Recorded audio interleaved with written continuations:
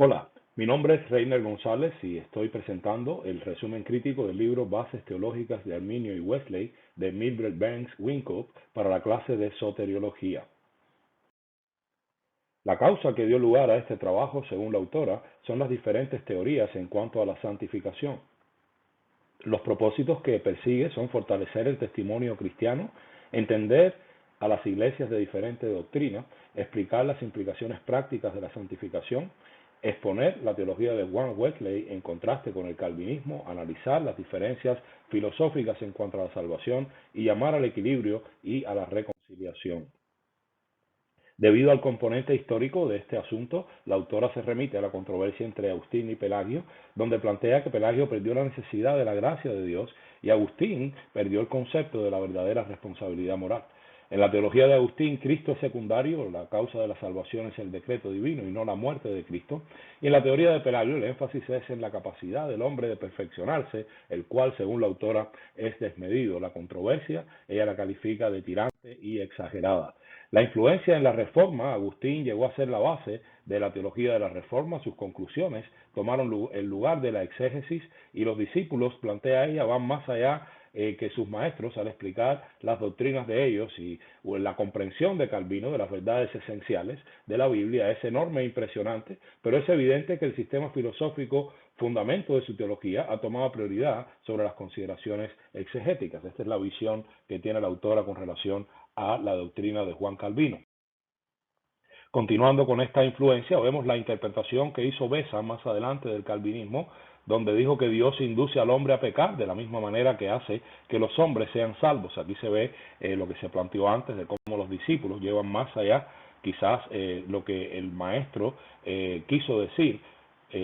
Arminio, por su parte, y sus seguidores eran tratados y ejecutados como traidores solo por oponerse a la teología de Beza, aunque vale la pena aclarar aquí y decir que Beza realmente retomó quizás o dijo lo que Calvino no quiso decir, pero de que es una conclusión lógica del sistema calvinista que Dios es el autor del pecado, eso es algo que parece, al menos desde el punto de vista lógico, no tener mucha discusión.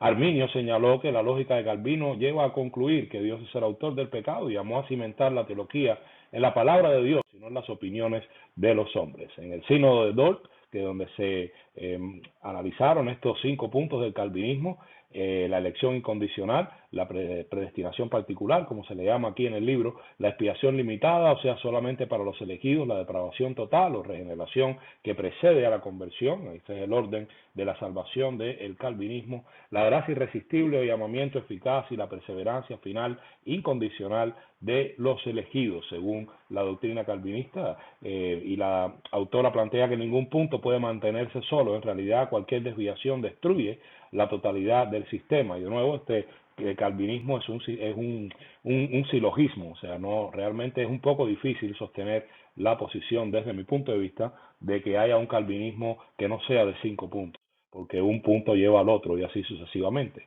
Ahora, ella también se refiere a los principios arminianos de la predestinación y plantea que, según Arminio, la predestinación debe ser bíblica y no principalmente lógica o filosófica, debe entenderse cristológicamente, que siendo Cristo la fuente y la causa de la salvación y no los decretos de Dios, debe ser evangélica la salvación, una salvación por fe personal en Cristo y por una parte, ninguna teoría de la predestinación es bíblica, planteó Arminio, si hace que sea lógicamente necesario decir que Dios es el autor del pecado, y esto es algo que el calvinismo dice indiscutiblemente, aunque fue Beza quien lo popularizó, pero por otra parte no tampoco puede ser lógicamente posible afirmar que el hombre es el autor de su propia salvación, y yo creo que Calvino estaba de alguna manera tratando también de defender esta postura, pero perdió, a mi modo de ver, la diferencia entre provisión de salvación y apropiación de salvación. Y vemos aquí la teoría arminiana de la predestinación, donde Dios predestinó el camino de la salvación. Él planteó que Cristo es el elegido, esto lo retomó más adelante Karl Barth, unos años después. Dios estableció que todo aquel que se arrepiente, cree y persevera, y esto es característico del arminianismo y es algo con lo que yo personalmente no estoy de acuerdo, es salvo. Dios designó los medios de la salvación, pero el acto de creer viene del hombre y Dios predestinó sobre la base del conocimiento divino. plantea el autor aquí en el contraste entre la posición calvinista y la arminiana sobre la predestinación, descansa el resto de las diferencias en los conceptos actuales de la santificación. Definitivamente el calvinismo lleva a un concepto de la santificación, el arminianismo lleva a otro un tanto diferente. Y aquí hay un contraste también en el libro entre predestinación y santificación, donde se hacen las preguntas válidas: ¿cuánta responsabilidad moral poseen los hombres sin amenazar la absoluta soberanía de Dios? Es evidente que ningún cristiano en su sano juicio condenaría la idea de que Dios es absolutamente soberano.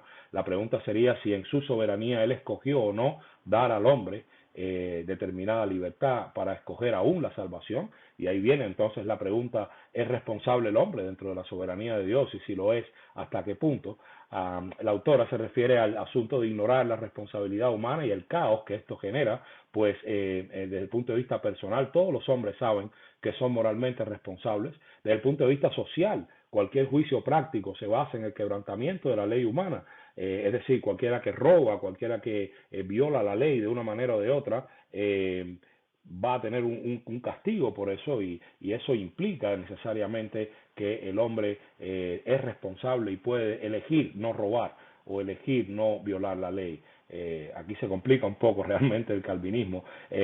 También tiene un aspecto moral ese caos. Si no hay responsabilidad moral, realmente la Biblia no es más que una ruina intelectual, y yo creo que comparto ese punto con la autora.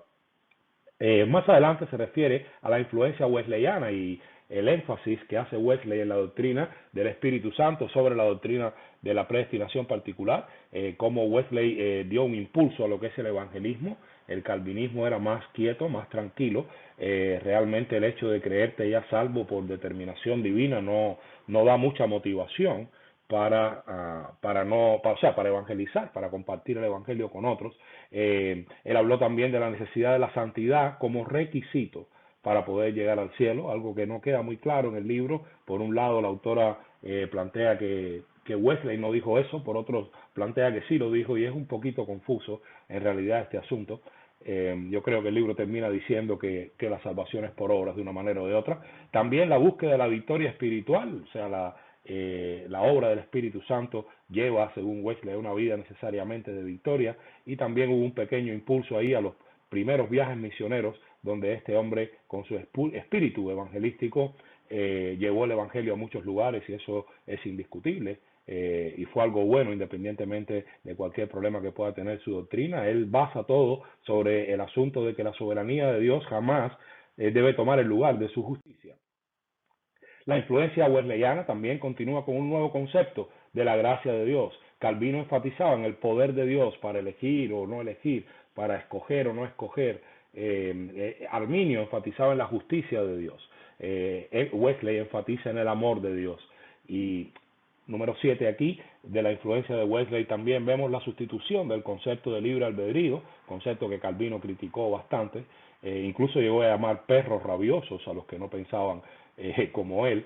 Es interesante como hoy en día muchos calvinistas hablan del amor y la reconciliación y vamos a amarnos entre hermanos, pero realmente el hombre al que siguen o cuya doctrina siguen no era muy amoroso, que digamos. Pero el hecho es que Wesley habló de la gracia libre, una especie de fusión entre la gracia común y la gracia salvadora, de la que hablaba el calvinismo. La gracia para Wesley es Dios poniéndose al alcance de nosotros los hombres, y el pecado dañó la imagen de Dios en el hombre, pero sin destruirla. Ningún hombre peca porque carece de gracia, sino porque no usa la que tiene.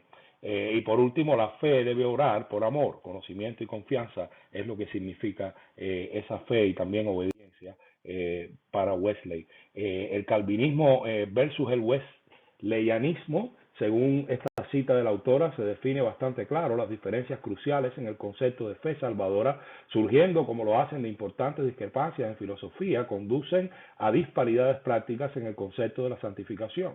Una fe que es concedida a personas escogidas por la gracia soberana bajo los términos de decreto divino no puede conducir a una noción dinámica de santificación. Personalmente yo no soy calvinista, tampoco soy arminiano ni wesleyano, soy simplemente cristiano, pero no creo que sea así como plantea la autora en este asunto. Yo creo que aún creyéndote elegido, tú puedes llevar una vida santa. Una cosa no necesariamente tiene que parar a la otra, pero ella plantea lo contrario y también dice que la elección de Calvino, ¿no?, en el sentido calvinista, lleva a un concepto de seguridad eterna, incondicional, que no tiene implicados elementos éticos esenciales y definitivamente esto también es posible, pero tampoco como para hacer una afirmación de que solo por el hecho de creer en el calvinismo vas a tener una vida muerta espiritualmente, que es la esencia de lo que plantea la autora. Una fe que incluye obediencia y amor y que en sí es una reacción dinámica y continua a la gracia de Dios, refiriéndose aquí a la fe según Wesley, conduce a involucrar la totalidad del hombre en amor completo hacia Dios y a un absoluto compromiso ético con los demás. Esto es el amor perfecto o la santidad. Los problemas doctrinales que veo yo en el libro, un mal entendimiento del aspecto judicial de la justificación bíblica, un mal entendimiento del concepto bíblico de santificación, un mal entendimiento de la sustitución, la obra sustitutoria de Cristo en la cruz, me refiero, y un mal entendimiento de la enseñanza bíblica sobre la naturaleza humana. Aquí en este párrafo se resume la verdadera antítesis del calvinismo, es el concepto wesleyano y a nuestro parecer, dice la autora, bíblico de la santificación con su sentido dinámico que incluye toda la vida.